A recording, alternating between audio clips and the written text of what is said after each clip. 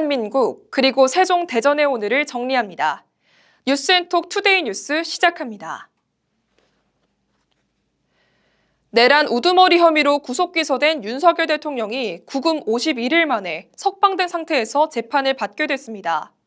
서울중앙지법 형사합의 25부는 윤 대통령이 구속기간이 만료된 상태에서 기소됐다며 윤 대통령이 낸 구속 취소 청구를 받아들였습니다.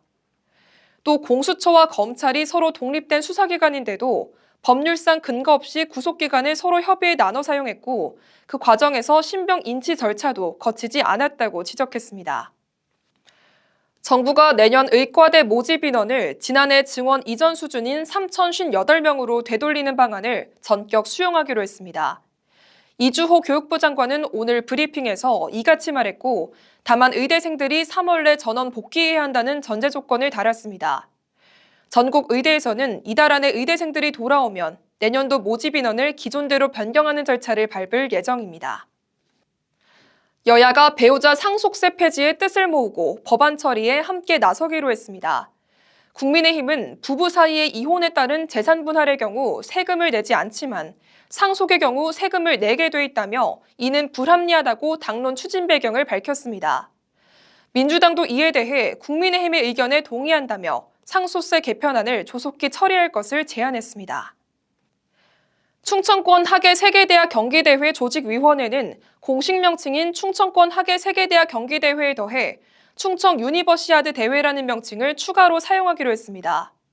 조직위는 이 대회가 한국에서 4번째 열리지만 지난 2020년부터 하계 세계대학 경기대회라는 변경된 명칭을 사용하면서 인지도가 떨어진 만큼 기존 유니버시아드 대회라는 명칭을 사용하도록 새롭게 승인받았다고 밝혔습니다. 충청 유니버시아드 대회는 오는 2027년 8월 1일부터 12일까지 충청권 4개 시도에서 150개국 15,000여 명이 참석한 가운데 개최됩니다. 윤석열 대통령 탄핵 심판 선고를 앞두고 개헌 논의가 본격화하는 가운데 최민호 세종시장이 올 한 해 시정의 최대 목표를 행정수도의 헌법 명문화에 두겠다고 밝혔습니다.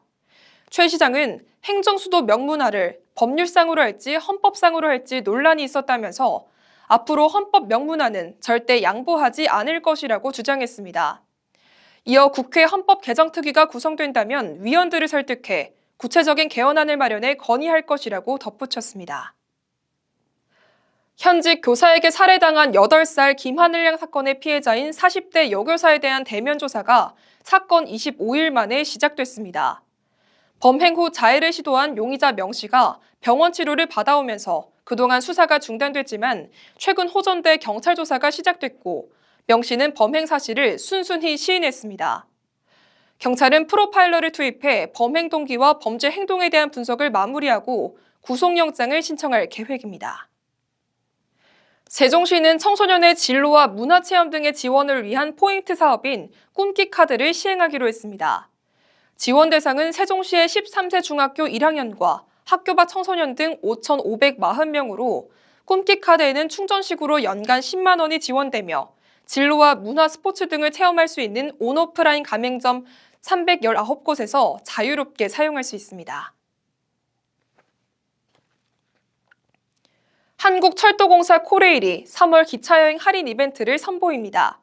코레일은 오늘부터 다음 달 6일까지 KTX와 숙박, 렌터카 등을 결합한 여행 상품은 열차 운임을 주중 최대 50%, 주말과 공휴일은 최대 30% 할인된다고 밝혔습니다.